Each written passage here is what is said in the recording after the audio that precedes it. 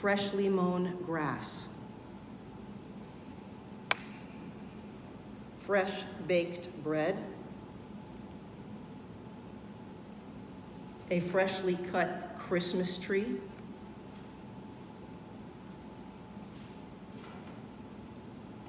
there are certain fragrances that when we breathe them in, they take us back to all the other times and places that we have breathed that fragrance. My grandfather's pipe tobacco was one of those. My mother's perfume. Fragrances are evocative and memorable in a way that bypasses our preoccupations, our self-conscious minds, and penetrates the barrier between the present and the past. The sense of a theater when the sets have just been painted. The smell of a hospital room. Here's a strange one for me.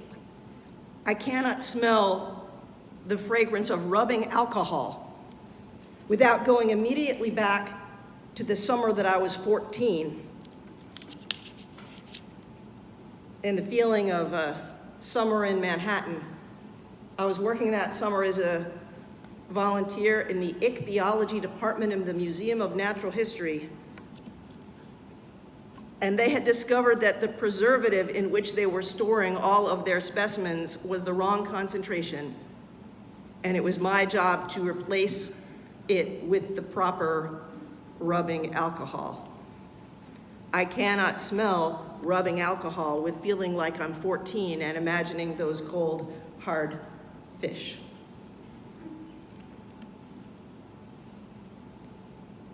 A fragrance is evocative in a way that penetrates the barrier between the present and the past. Today we hear a story of an event in the life of Jesus, an episode not merely of sounds and of sights, but of fragrance. John tells the tale of a dinner in Bethany where a woman anoints Jesus with oil, and the whole house is full of the fragrance of it. The gospel tells us that it was pure nard, which is short for spikenard, which is a plant that grows in the Himalayas. Nard was an aromatic botanical oil like frankincense or myrrh. It was used both as a perfume and a medicine, and in the ritual of anointing for burial. It was expensive. Actually, it is still expensive. I looked into this before today's service. I thought maybe I would bring in a little bit of nard. It costs about $50 an ounce. So a pint of nard nowadays would still cost about $800. It was actually much more expensive in Jesus' day. A pint of nard would have cost a year's wages for the average worker. Nowadays, nard is not only expensive, but also hard to find. I wasn't able to locate any in the local stores. So I was saved the dilemma of wondering whether I should spend the money on the nard or give it to the poor. I did manage to find some frankincense and myrrh.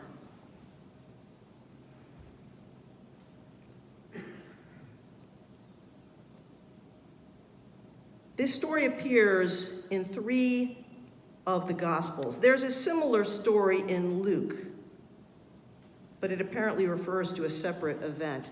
Mark, Matthew, and John all recount this event as taking place in Bethany, right before Jesus' last trip to Jerusalem. Luke also tells a story of an unexpected anointing, but it takes place in an altogether different part of the narrative, in a different part of the country, and it identifies the woman in question as a prostitute, which none of the other stories do. I'm just going to parenthetically mention here that nothing in any of these Gospels in any way identifies either of these women with Mary Magdalene. Go figure. We all know there is a Gospel of Hollywood, which also we somehow carry around in our memory banks, but not Mary Magdalene.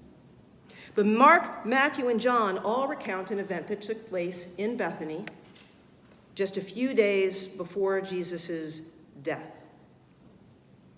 Their accounts agree in most respects. Jesus is at dinner when a woman brings in a vessel of costly nard oil with which she anoints his body. One of the disciples, John tells us it was Judas, reprimands her for her extravagance.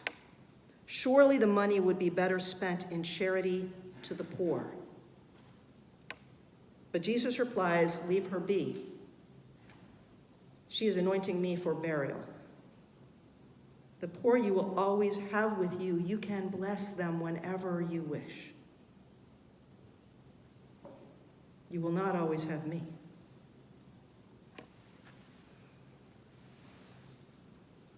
Matthew and Mark do not name the woman in the story.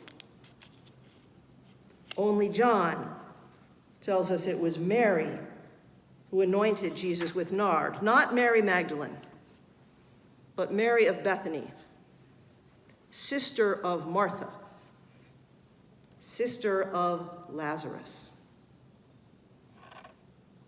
Only John tells us that it was this Mary who brought the nard and that Martha and Lazarus were there.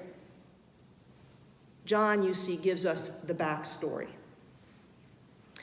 Because Jesus has met this family of siblings before. We have met this family of siblings before. They are close friends, beloved of Jesus. He has visited their house on more than one occasion. There was that day when Jesus was there and Mary was sitting with Jesus and Martha got all irritated because Mary wasn't helping with the dishes. Then there was that other day, the day Lazarus died.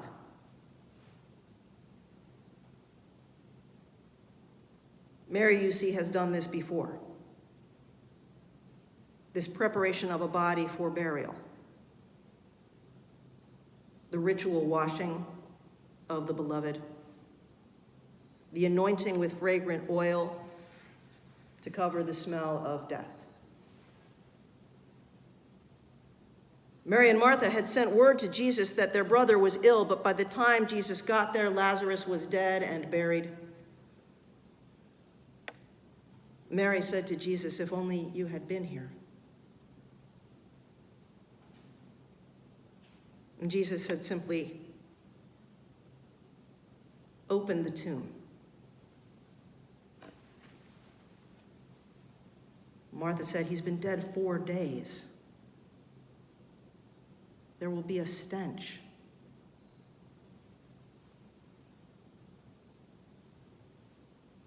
When Lazarus came live from the tomb, was there still a fragrance of nard about his body from Mary's anointing? It is because of Lazarus that Mary makes this extravagant gift to Jesus.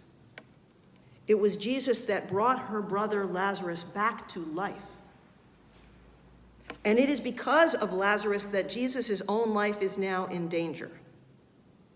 It is because of Lazarus that the people are turning toward Jesus, and it is because of Lazarus that the powers are turning against him. Because if the dead do not stay dead, what other boundaries will be crossed? What other laws will be broken? What else will be turned upside down? It is because of Lazarus that Jesus' days are numbered. Did Mary know that Jesus had traded his life for that of her brother? The extravagance of Mary's gift to Jesus becomes understandable when we recognize the extravagance of Jesus' gift to her. Jesus had been warning his disciples for some time that he was likely to face death in Jerusalem. They refused to acknowledge it, to believe it, or talk about it.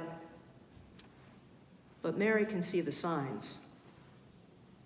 Mary, after all, has done this before. This anointing of a body for burial.